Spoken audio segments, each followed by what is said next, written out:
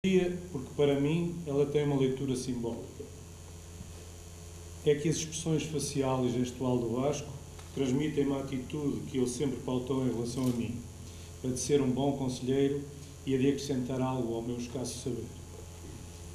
O meu testemunho não vai incidir sobre o tema deste ciclo Vasco, Graça, Amor e Após, porque o que havia para dizer já foi dito. Vou limitar-me a falar sobre a relação que ele teve comigo. O Vasco foi e é considerado um dos maiores poetas portugueses de sempre, ao lado de nomes como Camões, Cesário, Antero, Pessoa, O'Neill, Sofia. Falar dele e comentar a sua obra não é tarefa ao alcance de qualquer um. Essa tarefa compete aos literatos e aos conhecedores profundos de tal matéria, como acabamos de assistir às excelentes intervenções que me antecederam. Felizmente, durante toda a sua vida, e principalmente nos 2 anos finais, inclusive nestes 10 últimos meses após o seu desaparecimento, o Vasco recebeu prémios e homenagens, onde toda a sua obra e percurso foram devidamente tratados e comentados por pessoas com estatuto para tal. E eu, seguramente, não sou um desses especialistas. No entanto, foi para mim uma grande honra ter sido escolhido para hoje e aqui proferir algumas palavras sobre o Vasco. Honra e, indiscutivelmente, um grande atrevimento da minha parte. Só aceitei, em primeiro lugar, porque tinha uma imensa estima por ele, e, em segundo lugar, porque eu faço de acordo com o programa deste acontecimento, na qualidade de seu familiar. Consequentemente, vou debruçar-me um pouco, por alto, nessa relação que nos ligou. Lembro-me perfeitamente da primeira vez que o vi, muito longe de saber que um dia mais tarde viria a ser seu cunhado. Andávamos ambos no Colégio Borteiro, aqui na Foz. Foi no recreio. Ele estava numa roda de colegas a conversar enquanto eu andava nas correrias inerentes à minha idade. Ele era 5 anos e meio mais velho e estaria a acabar o ensino secundário enquanto eu estaria a começá-lo. Vestia um casaco acastanhado e usava uns óculos de armação escura, não sei se preta, se castanha, já não posso precisar. Acho que os mais novos fixavam a imagem dos mais velhos, talvez por os admirarem e desejarem chegar depressa à idade deles. Comigo aconteceu isso. O tempo foi passando. No 5º ano fui colega de carteira do Zé, seu irmão, e nas épocas das vindimas comecei a frequentar a quinta de família que eles tinham em Galvões do Douro, porque a cerca de 2 quilómetros, o meu avô, que era inglês, e que o Vasco generosamente referiu no seu romance Por Trás da Magnólia e também em Páginas do Porto, administrava uma outra quinta que ficava a meio caminho entre Galvões do Douro e o Pinhão.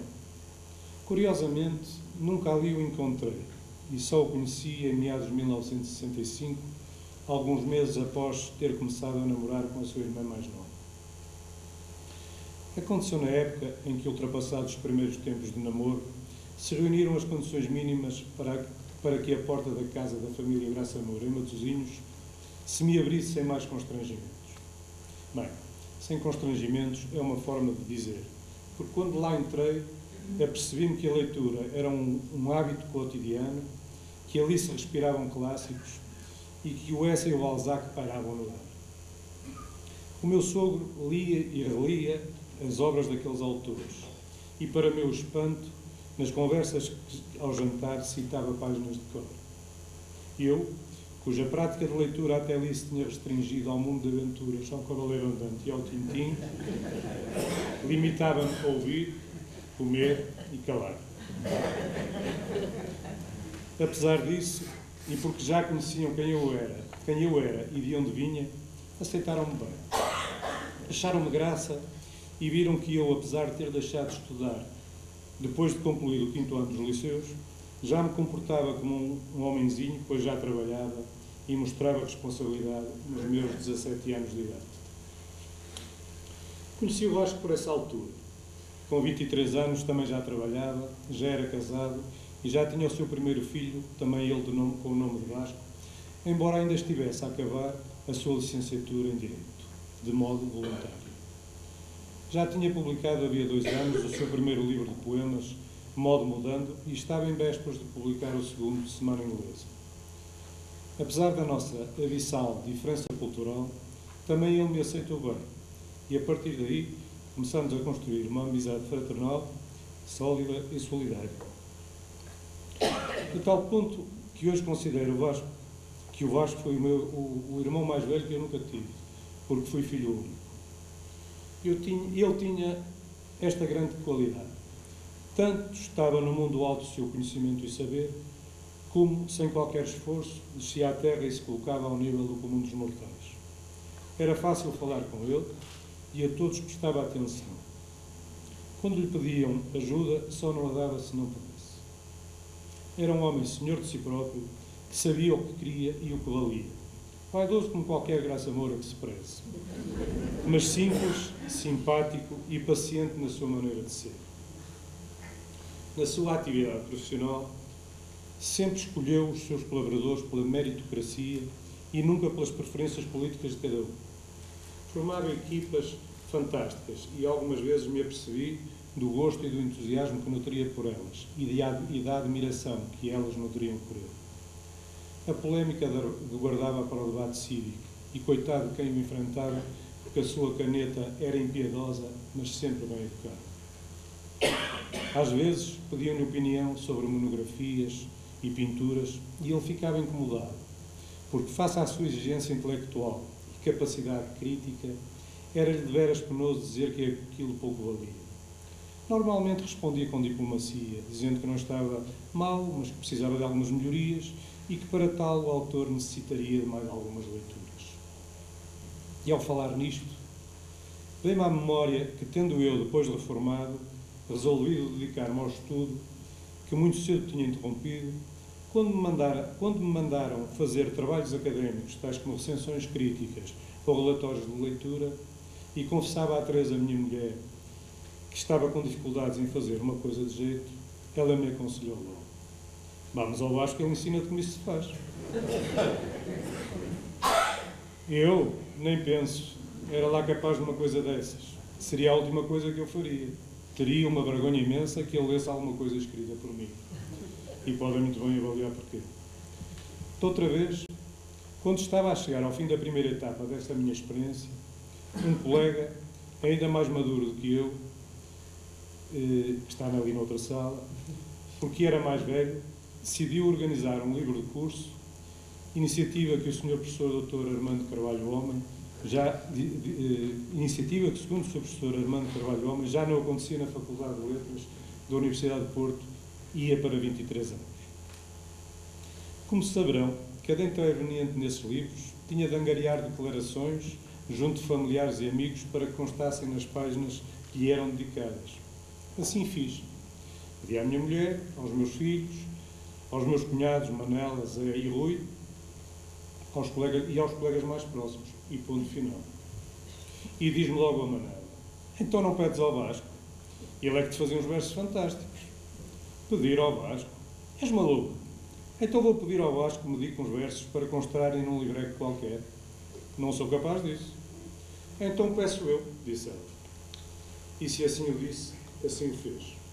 Naturalmente que o Vasco imediatamente anuiu com um enorme gosto. E para que vejam a facilidade com que em duas penadas, com toda a mestria que lhe conhecemos, muita graça e rigor pela métrica, ele resumiu a minha vida num poema só conhecido de alguns. E por isso vou de seguida partilhá-lo convosco. E diz assim: o Manelo, o meu cunhado, com desporto e muito estudo, é reformado e agora tem um canudo. Eu cá nunca ouvi correr, mas ganhava ao que se diz quando andava nos ralis e chegava a convencer que outro fãs iria ser. Já então, toda a semana, namorava a minha mana, e era bem apessoado. Formava um lindo par, e assim se veio a tornar, o Manelo, o meu cunhado. Fez a tropa na Guiné, e eu fui padrinho da filha. Passa mais um tempo e brilha, lá em casa outro bebê. Caminhou pelo seu pé, trabalhou desde miúdo, nunca ouvimos trombudo, foi sempre um bom companheiro e é mesmo um gajo porreiro, com desporto e muito estudo. Fartou-se de ganhar taças, quis ser outro McEnroe, mas sem ter ténis elbow, nem furas nem ameaças, não quis mais palmas das massas. Deu-se ao golfe e concentrado, em silvedos e relevado, taco a taco, taco a taco, e de buraco em buraco é reformado e formado. Um dia, sem dar nas vistas, sendo avô de 4 netos e sem pôr de lado afetos, enfronhou-se nos cronistas e de guerras e conquistas, leu cartarpaças e tudo quanto há de mais maçudo. A mulher não discordou, e ele andou, perseverou, e agora tem um canudo. E por aqui me fico. Acabei também por falar algo de mim, o que não tem interesse nenhum, e portanto peço-me desculpa, mas como podem compreender, era indissociável. Penso ter falado um pouco da faceta familiar do Vasco, no que a mim diz respeito. Muito mais haverá para dizer, mas isso competirá aos filhos, aos irmãos e aos netos. Mas muito mais interessante do que este meu testemunho é ouvirmos poesia do Vasco, dita pelo próprio. Muito obrigado pela vossa presença e pela vossa atenção.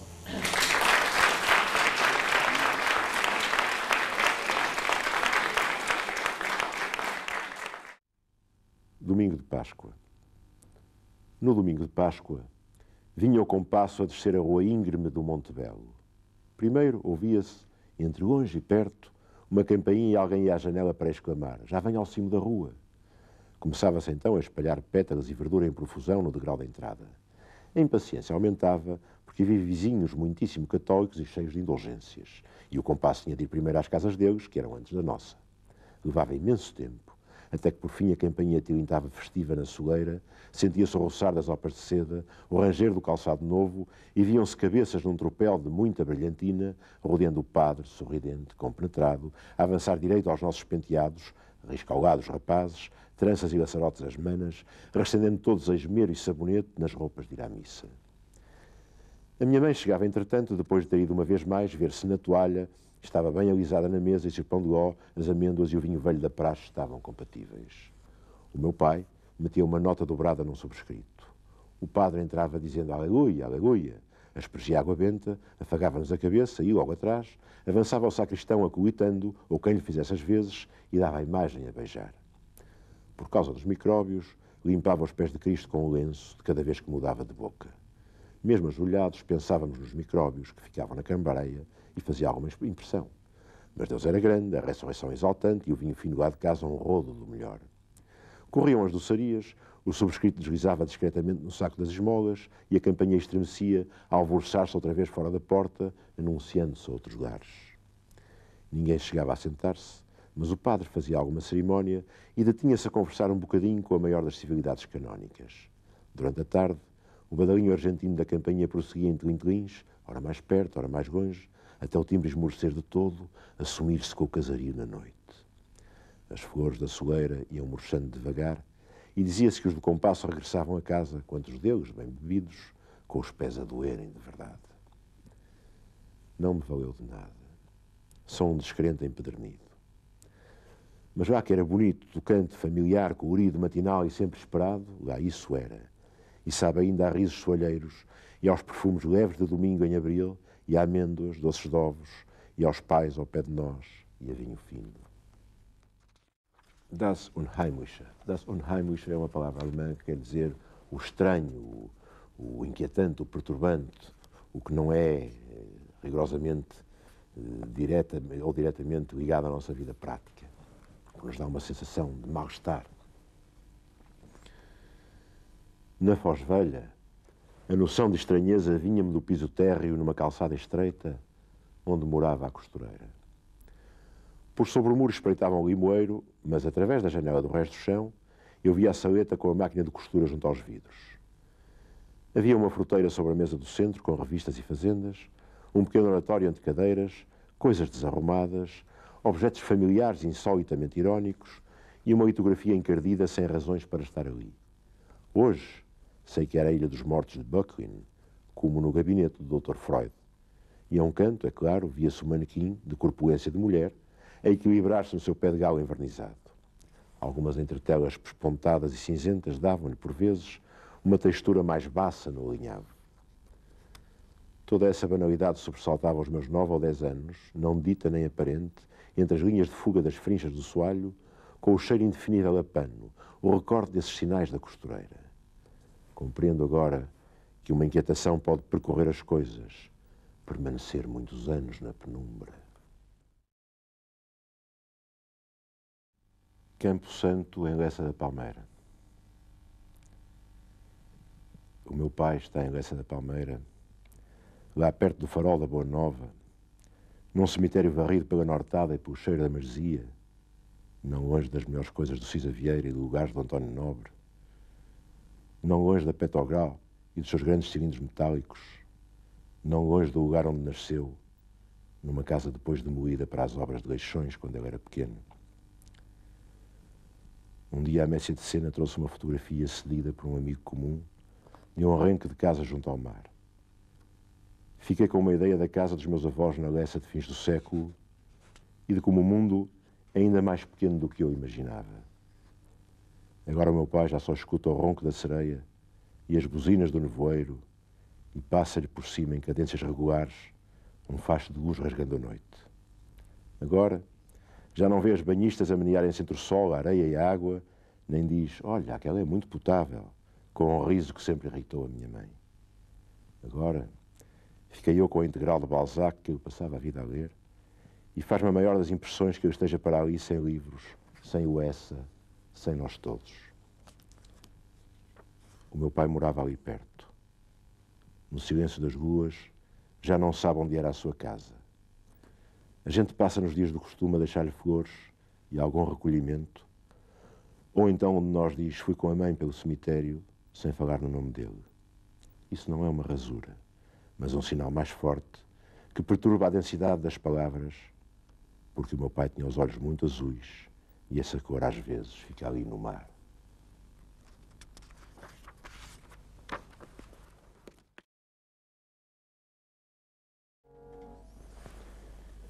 Para uma canção de embalar. Embala minha filha Joana, que acordou num berreiro. A casa está às escuras. Vou passando com cuidado para não dar encontrões nos móveis. Embala esta menina que se calou, mas está de olho muito aberto e quer brincar. E há um halo de luz parda a coar-se pelas persianas e às vezes uns faróis riscando estrias a correrem pelo teto. Levo-a bem presa ao colo, toda de porcelana pesadinha, enquanto a irmã está a dormir meio atravessada nos lençóis. Ao chegar-me a outra janela, vejo as luzes fugindo na autoestrada em direção ao rio, a uma placa da lua sobre o rio, e trauteio, já gostava de te ver, enquanto acendo o fogão para aquecer o leite, e embalo a minha filha, e a outra está a dormir. Oxalá cresçam ambas airosas e bem seguras, e possam ir na vida serenamente como os rios correm, ou como os veleiros voam, ou como elas agora respiram em cadências regulares neste silêncio táctil. À meia da noite um homem acordou no sossego da casa e pôs-se a cuidar do sono das suas filhas pequenas. Oxalá haja fadas benfazejas esvoaçando das histórias de princesas felizes e potros azul turquesa e forrem esta casa. E pelas malvadas bruxas alegres sinos dobrem, e estas meninas existam incólumes e puras no seu quente contentamento, mesmo que o mundo vá girando numa ordem sobressaltada, mesmo que os mares agonizem nos seus gonzos de chumbo. Lá fora os carros passam. Ainda não é amanhã, só alta madrugada, mas passam alguns carros. Deve estar frio e há passos no andar de cima. A minha filha Teresa tosse e volta-se na cama. A minha mulher dorme, mas a Joana ainda não adormeceu e presta a maior atenção e mexe-me na cara quando eu chego outra vez. Ainda mal abri os olhos. Já ouviu a estatuada umas centenas de vezes e passa a mão no meu queixo e aconchega a cabeça e as pálpebras começam a baixar-lhe muito devagarinho e a pequenina mão abandona-se na gola do meu pijama e há que dar ainda uns passos para cá e para lá, a cantar uma sombra de modinha para ela ficar bem adormecida.